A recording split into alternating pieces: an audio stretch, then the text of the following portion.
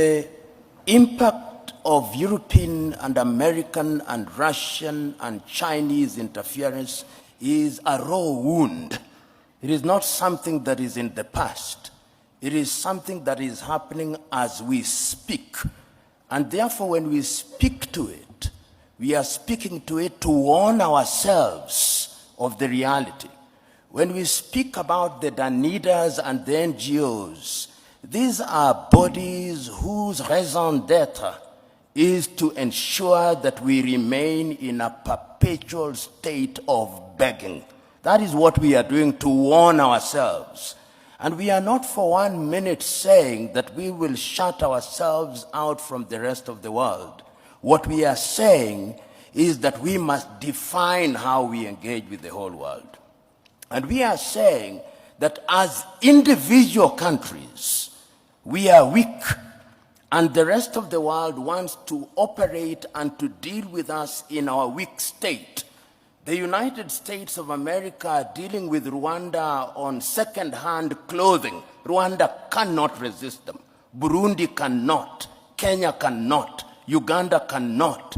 But if we are East Africa with a population of 300 million, we can. If we are SADC, we can. If we are ECOWAS, we can.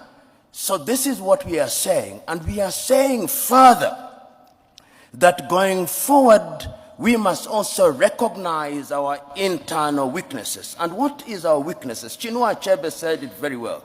The problem of Africa is simply and squarely one of political leadership. The rank of many political leaders in Africa are thieves. Let's call them by their name. They are thieves. They are individuals who are not interested in the interest of this country. And as long as we continue electing such individuals into positions of power across Africa, they are going to be manipulated. What then is the responsibility of the citizenry? The responsibility of the citizenry is to make demands.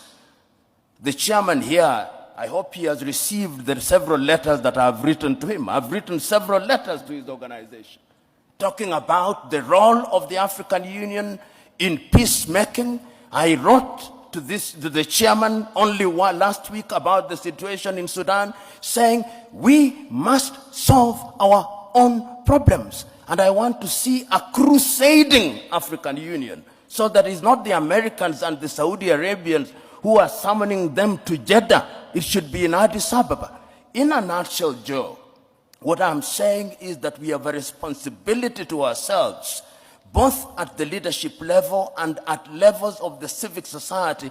We must be engaged in a positive manner, and we must keep on shouting without being diplomatic, because diplomacy is lulling us into a false sense of security. And lastly, I want to say this. When foreign powers come, we must always be reminded of these goodies that they bring to us. It used to be said of the Trojan War that even when the Greeks bear a gift, they do not mean well. They never mean well. And the sooner we say it, recognizing the external threat, recognizing